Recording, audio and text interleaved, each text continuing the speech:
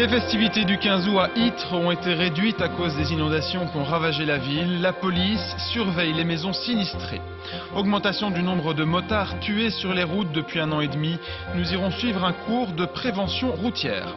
À Ferguson, aux États-Unis, la tension est retombée d'un cran. Le chef de la police a été remplacé. Réunion d'urgence des ministres européens des Affaires étrangères sur l'Irak. Nous ferons le point sur les discussions en direct. Nous irons aussi à Liège, en Outremeuse, avec la procession de la Vierge Noire ce matin. Julien Modave nous parlera du programme de l'après-midi. Enfin, la météo, le pays sera arrosé d'averses cet après-midi. Maxima de 15 à 20 degrés.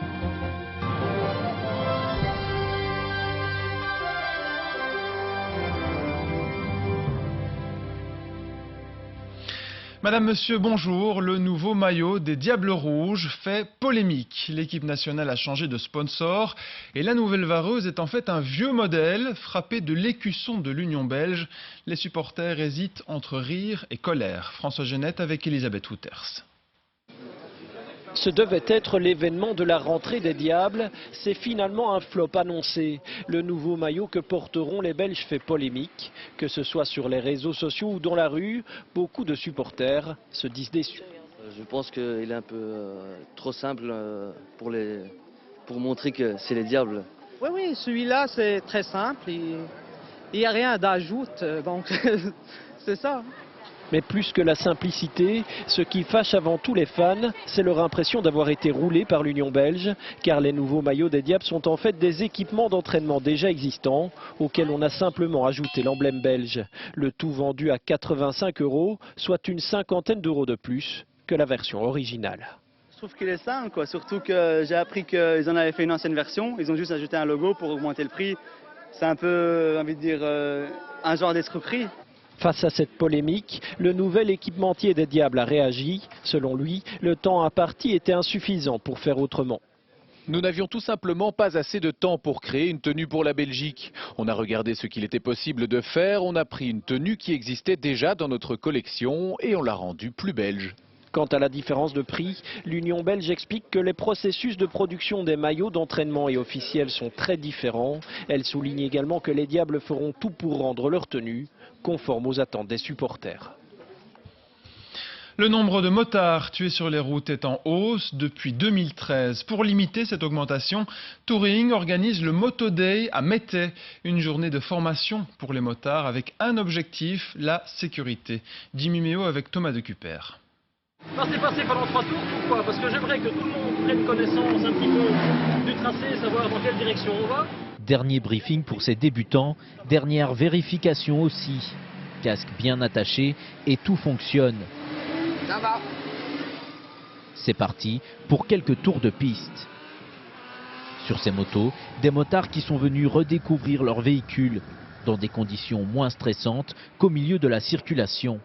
Le but, c'est de m'améliorer au niveau de mes virages parce que je ne suis pas très à l'aise dans mes virages. D'ailleurs, ma compagne se moque toujours de moi, là. Voilà, donc c'est pour ça que je viens essayer d'un petit peu améliorer les virages et sans prendre de risques sur la route. Bon, j'ai l'habitude de faire de la montagne, des trucs comme ça, donc ça, les virages ne me font pas trop peur. Et puis là, le grip est excellent, donc on peut y aller, il n'y a pas de problème. Nous sommes sur le circuit de Mettey.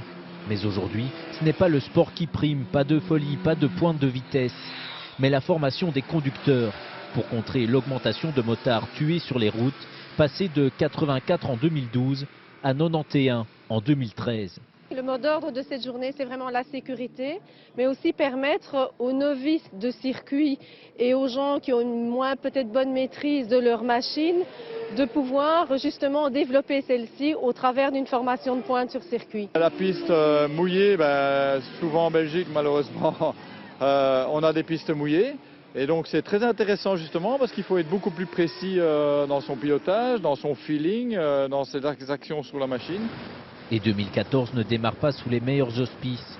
Sur les 6 premiers mois de l'année, le nombre de décès en moto a presque doublé. Important incendie ce matin à Molenbeek, boulevard de l'Industrie. Un hangar désaffecté a pris feu. Personne n'a été blessé, mais les fumées étaient très importantes. Les pompiers ont dû déployer 6 autopompes pour maîtriser le sinistre. On ne connaît pas l'origine de l'incendie. Sans surprise, Mehdi Nemmouche reste en prison. Décision rendue hier soir par la Chambre des mises en accusation de Bruxelles. Les avocats du tireur du musée juif de Bruxelles n'avaient pas demandé sa libération. L'islamiste Jean-Louis Denis et 2 de ses comparses restent eux aussi en prison. La Chambre des mises a contredit la Chambre du Conseil. Ils sont inculpés de participation à des activités terroristes. Ils ont incité des jeunes à rejoindre des djihadistes en Syrie. À l'étranger, dans la ville de Ferguson aux États-Unis, la police calme le jeu après les émeutes de ces derniers jours. Le nouveau chef des opérations a même décidé de rejoindre la manifestation pour dénoncer la mort d'un jeune noir abattu par les forces de l'ordre. Martin Vachiri. Après les larmes et les protestations violentes, c'est l'heure de la solidarité nationale. Comme un symbole, les policiers du Missouri sont en première ligne à Ferguson, mais aux côtés des manifestants cette fois. Il faut se mettre à la place des gens. Si mon fils ou mon ami était touché, comment est-ce que je réagirais? Quelles seraient mes émotions? Je veux aussi avoir le droit d'exprimer mon opinion. Le président Obama en personne monte aussi au créneau pour mettre fin aux tensions. À présent, place à la paix et au calme dans les rues de Ferguson. Place à une enquête ouverte et transparente pour assurer la justice. En une semaine, 2 jeunes Afro-Américains sont morts sous les balles de la police. Le spectre raciste des États-Unis refait surface plus de 20 ans après le lynchage de Rodney King et les émeutes qui ont suivi. Ils tuent des jeunes hommes noirs chaque jour, presque comme si nos vies n'avaient pas d'importance. Je vais avoir un fils, c'est comme si sa vie ne valait rien. Partout dans le pays, les manifestations de colère et de soutien se multiplient. La mort d'Hazel Ford et de Michael Brown, tous 2 tués par des policiers, devient une cause nationale. Ces choses se produisent encore et encore, nous devenons presque insensibles à tout ça. On se relève puis on passe à autre chose, mais cette affaire Mike Brown est si honteuse, si brutale, nous sommes en colère. C'est essentiel de pouvoir se rassembler tous ensemble, comme une seule communauté. Il faut se lever et dire stop, ça suffit, chaque vie compte. Les relations entre policiers et jeunes Afro-Américains sont au bord de la rupture dans le pays. Les manifestants l'affirment, les États-Unis vivent encore aujourd'hui une véritable fracture sociale et raciale. L'ampleur de l'épidémie Ebola est largement sous-évaluée, c'est ce qu'indique l'Organisation mondiale de la santé. Le nombre de cas rapportés et le nombre de morts de l'épidémie seraient bien en dessous de la réalité. La fièvre Ebola touche la Guinée, le Nigeria, la Sierra Leone et le Libéria. Elle a déjà entraîné la mort de 1069 personnes. Une deuxième victime belge du crash de l'avion MH17 Malaysia Airlines a été identifiée. Le vol Amsterdam-Kuala Lumpur avait été abattu au-dessus de l'Ukraine il y a un mois. Ces 298 occupants, dont 6 Belges, avaient été tués dans le crash. En Irak, le président Nouri al-Maliki a décidé d'abandonner le pouvoir. Il laisse la place à un gouvernement d'union nationale pour lutter contre l'avancée des islamistes. Le président américain Barack Obama estime de son côté que les frappes américaines ont réussi à briser le siège du mont Sinjar, où sont bloqués des milliers de civils. Olivier Pierre. Momentanément, Hamad et sa famille ont trouvé abri sur ce chantier dans une ville du Nord. Comme d'autres Irakiens, ils ont fui à pied le mont Sinjar où ils s'étaient réfugiés. Après 7 jours de marche, sa mère est décédée de faim et de fatigue. Mais craignant pour le reste de la famille, ils ont continué à marcher. On ne pourra pas l'enterrer. Si j'ai l'occasion, j'irai la chercher, retrouver son corps, ses os, tout. Mais Hamad ne compte pas retourner au mont Sinjar, même si la situation semble s'améliorer. Pas question de retourner là-bas. Comment pourrais-je revoir le mont Sinjar après avoir vu des centaines de gens mourir? L'armée américaine annonce avoir brisé le siège qu'occupaient les djihadistes dans ces montagnes. Selon les bérets verts, il resterait 4 à 5 000 Irakiens déplacés sur le mont Sinjar. Ceux qui se trouvent sur le mont Sinjar sont dans de meilleures conditions aujourd'hui. Ils ont accès à l'eau et à la nourriture que nous avons larguée. Et comme vous le savez, nous avons effectué un nouveau largage la nuit passée. Mais la situation reste dangereuse et pour tenter de calmer les prétentions des combattants de l'État islamique, le Premier ministre chiite Nouri al-Maliki jette l'éponge dans l'espoir de former un gouvernement d'union nationale, incluant les sunnites. Aujourd'hui, je déclare devant vous que je cède ma place à mon collègue Al-Abadi dans le but de faciliter la transition politique et de former un nouveau gouvernement, et cela pour l'intérêt du pays. En attendant, l'aide humanitaire s'organise pour secourir les milliers de civils déplacés. Ce matin, 4 avions Transal de l'armée allemande ont décollé à destination du Kurdistan irakien, chargés de matériel médical, de couverture et de nourriture. Et les ministres des Affaires étrangères de l'Union européenne discutent en urgence de l'Irak cet après-midi. Emmanuel Dupont, bonjour, vous suivez ce sommet pour nous. Il y a 2 questions à l'ordre du jour, la question humanitaire et la question des armes. Oui, effectivement, le premier sujet concerne l'établissement d'un pont aérien pour acheminer le plus rapidement possible l'aide humanitaire à destination des populations déplacées. Et le second sujet, un peu plus sensible, concerne la livraison d'armes. Alors vous le savez, le ministre français des Affaires étrangères, Laurent Fabius, a déclaré cette semaine que la France était prête, je cite, à livrer des armes sophistiquées aux combattants kurdes qui tentent de faire obstacle aux djihadistes. Alors il s'agit d'une décision qui dépend de chaque État membre. On sait que la Grande-Bretagne et l'Italie sont sur la même longueur d'onde que les Français. Alors quelle est la position de la Belgique sur ce sujet? Je vous invite à écouter le ministre des Affaires étrangères, Didier Reynders, qui aborde dans un premier temps une aide financière.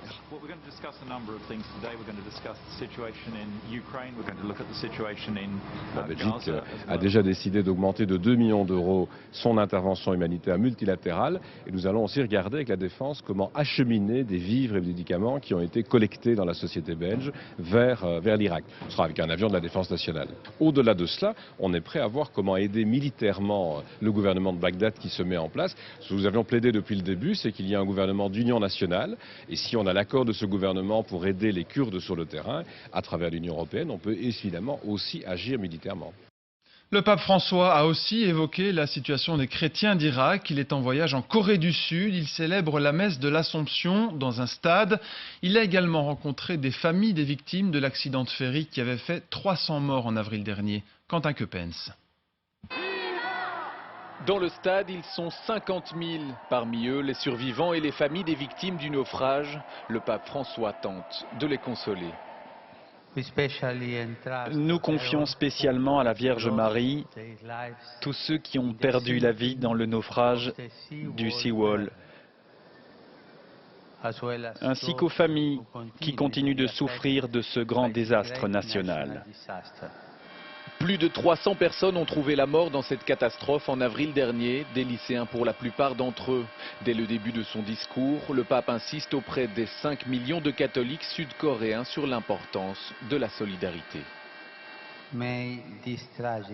Puisse ce tragique événement qui a plongé tous les Coréens dans le chagrin confirmer leur engagement à travailler ensemble dans la solidarité pour le bien-être commun. Je me sens vraiment honorée de la visite du pape ici en Corée. Je lui suis reconnaissante de pouvoir assister à cette messe avec lui. Pour son 3e voyage international, le souverain pontife présidera un rassemblement des jeunes catholiques d'Asie. Cela faisait 15 ans qu'un pape n'avait plus mis les pieds sur le continent asiatique. Retour chez nous, on attend 200 000 personnes dans les rues de Liège pour les festivités du 15 août. Nous en parlerons dans quelques instants. À Ytre, par contre, les festivités se déroulent en mode mineur cette année. La commune reste marquée par les inondations d'il y a 15 jours. Plusieurs soirées ont été annulées et la police est mobilisée pour surveiller les maisons sinistrées. Benjamin Braun avec Anne Ludgen. C'est la grande fête du village. Des festivités ancestrales auxquelles participe la majorité des habitants. Mais cette année, c'est le cœur serré que les fidèles attendent le passage de la Vierge. Partout on en parle et nous sommes de tout cœur avec eux et nous espérons qu'ils auront encore beaucoup d'aide pour surmonter leur grand chagrin, leur grande peine aussi. Tout le monde s'y est mis, quoi, en allant nettoyer, en faisant des dons, enfin, en apportant ce que les gens avaient besoin, quoi, qui était primordial, quoi. Le parcours de la procession a été modifié pour traverser les rues sinistrées. 15 jours après le déluge destructeur, la cohésion des I3 est intacte. Une grande solidarité à travers le village et maintenant, effectivement, c'est le temps des réparations. Plusieurs quartiers sont pourtant toujours inhabitables. Le bourgmestre a même été contraint d'interdire les 2 soirées dansantes prévues ce week-end. Les policiers sont mobilisés pour éviter les cambriolages des maisons sinistrées. que 2 vols pour l'instant dans les habitations, grâce aux patrouilles régulières de la zone de police de Tubize la nuit. Donc pour l'instant, ces habitations sont sécurisées. Habituellement, les fêtes de l'Assomption attirent à Ytre entre 10 et 15 000 personnes. Ils étaient à peine le tiers ce matin. La fermeture du réacteur nucléaire de Doel 4 jusqu'en janvier pourrait poser des problèmes de blackout pour l'hiver prochain. Depuis 2 ans, le gouvernement a mis en place des procédures en cas de pénurie d'électricité. Bonjour Mathieu Coll. Bonjour. Alors concrètement, qu'est-ce qui est prévu ? Eh bien, le gouvernement demanderait en plusieurs phases, d'abord à la population de consommer moins d'électricité. Via les médias, les demandes se feraient. Moins d'électricité de manière volontaire, c'est de la sensibilisation. Ne pas utiliser aux heures de pic de consommation les appareils qui consomment le plus d'électricité, comme les fours, les fers à repasser ou encore les sèche-linges. Si ça ne suffit pas pour rétablir l'équilibre électrique, eh bien, on passerait dans une deuxième phase, une phase d'interdiction de consommation pour 2 types de clients. Tout d'abord, ce qu'on appelle le secteur résidentiel, interdiction d'utiliser de l'air conditionné, des fours, des chauffages électriques, mais aussi pour le secteur industriel évidemment, qui est un gros consommateur mais qui fait tourner l'économie et qui serait donc touché dans un second temps. Là aussi, ce seraient les airs conditionnés, les groupes froids ou les éclairages de façade qui ne seraient pas indispensables, qu'on demanderait, qu'on interdirait de faire fonctionner. Alors il y a aussi en tout dernier recours ce qu'on appelle le plan de délestage. En quoi consiste-t-il ? Alors ça peut faire un peu peur comme ça, mais le plan est en train d'être affiné pour l'instant par le secrétaire d'État à la mobilité. Vous allez voir ce plan de délestage, c'est tout simplement la carte de la Belgique qui a été découpée tout d'abord en 5 grandes régions généralement qui regroupent 2 provinces, vous le voyez, et chacune de ces régions a été elle-même découpée en 6 zones, et chacune des 6 zones équivaut à une consommation, c'est un peu technique, mais de 500 mégawatts. Ce qui voudrait dire qu'en cas de réel problème d'équilibre sur le réseau, le gouvernement pourrait décider d'éteindre une zone, et si le problème se poursuit, il pourrait continuer à en éteindre d'autres, jusque 6 maximum, ce qui équivaudrait à une consommation globale de 3000 mégawatts. La production de Doel 3 et 4 et de Tihange 2, c'est un quart de la consommation belge. Alors évidemment, Olivier, dans quel cas de figure et quelle région on couperait en premier? Pour l'instant, je vous le disais, les détails sont toujours en train d'être affinés. Ils devraient être connus d'ici 15 jours, 3 semaines. Merci beaucoup pour toutes ces explications. Merci à vous, Mathieu Coll. Avez-vous peur d'un blackout énergétique pour cet hiver? Eh bien, c'est la question RTL sur notre site rtlinfo.be. Vous êtes 55% à penser que oui, 40% de non, 5% de sans avis. L'université de Harvard aux États-Unis reste la meilleure du monde selon le classement de Shanghai. 2 universités belges sont dans le top 100, celle de Gand à la 70e place, celle de Leuven à la 96e. Le classement s'arrête après la 100e place. L'université libre de Bruxelles et l'université catholique de Louvain sont entre la 100e et la 150e. L'université de Liège est entre la 200e et la 300e place. Le 15 août est aussi célébré en Belgique, à Banneux. Plus de 20 000 pèlerins ont assisté à une célébration ce matin sur les lieux où la Vierge serait apparue en 1933. Arnaud Gabriel.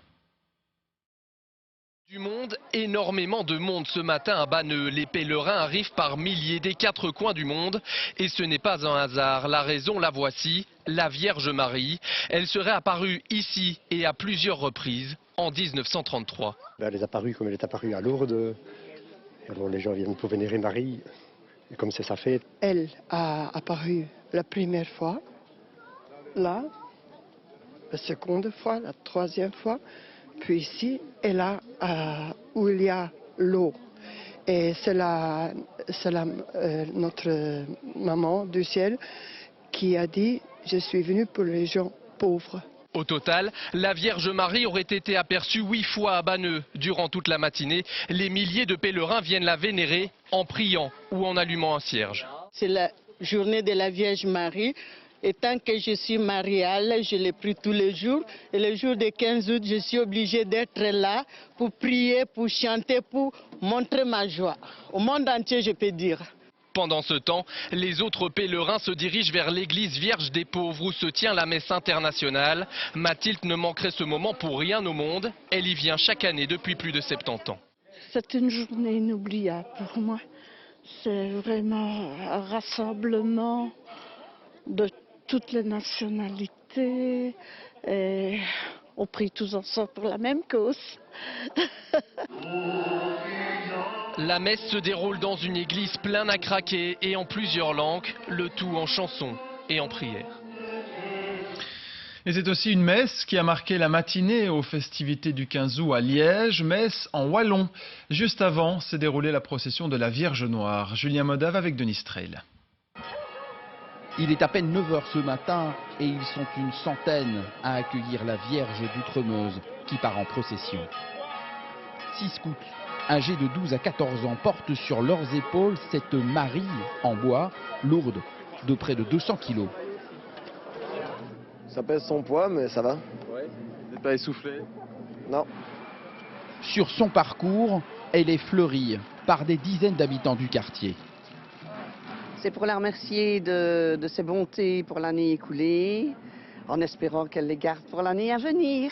Si n'est pas seulement le fies d'un mareil ou des mareilles, c'est aussi le fies de tous les effets des bons dieux. Vous comprenez ce qu'il dit en wallon? En partie, oui. Non. Il parle de quoi?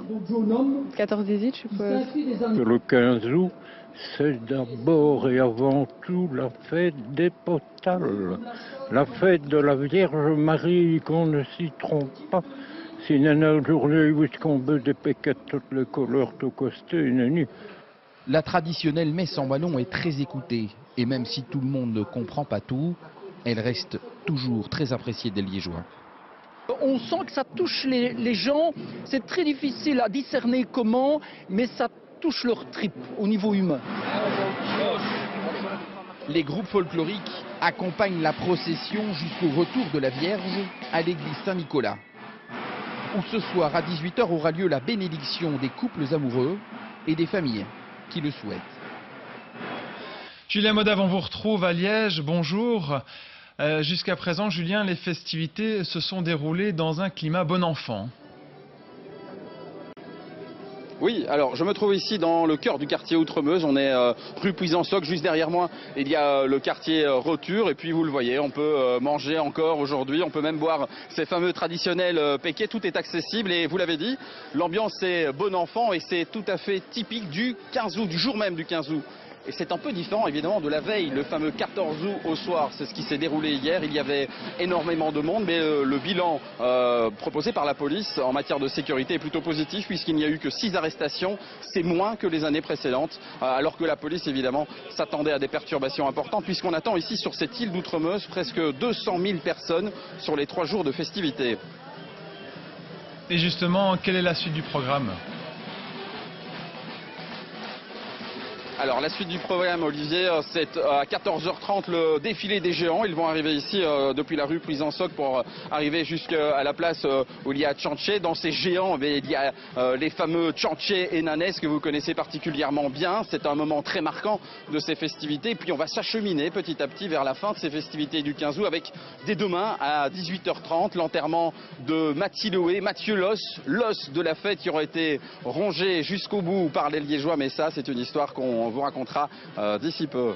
On vous tient au courant. Et ce sera avec plaisir. Merci beaucoup Julien Modave. Non loin de Liège, on commémore aujourd'hui le 100e anniversaire de la prise du fort de Lonsin. Et c'était au début de la Première Guerre mondiale. Autre hommage à 14-18, celui rendu à Dinan. Le général de Gaulle y a été blessé pendant la Première Guerre. Il n'était que lieutenant à l'époque.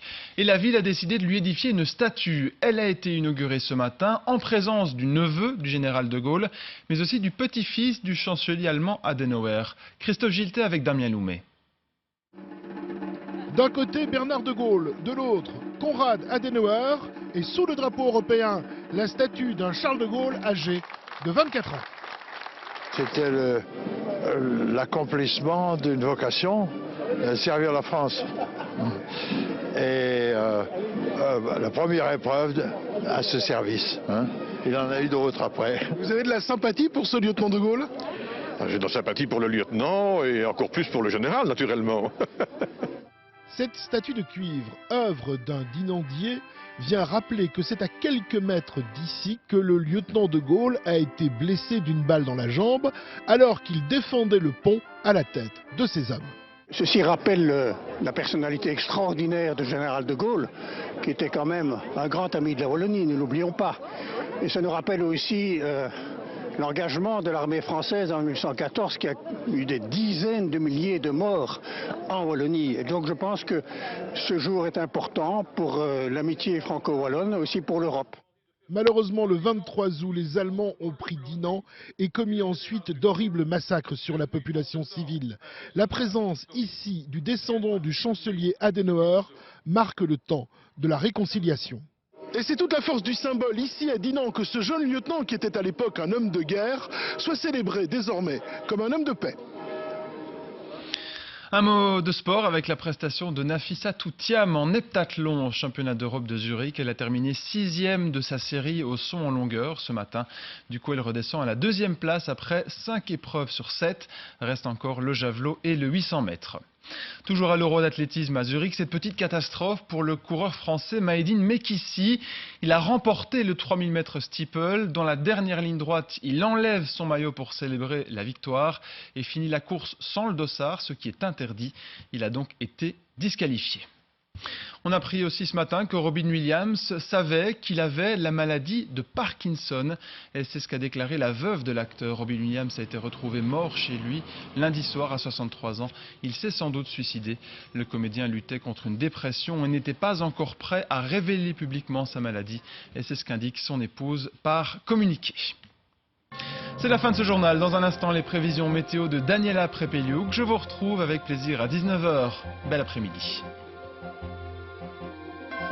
Retrouvez toute l'info en radio sur Bel RTL et en continu sur rtlinfo.be.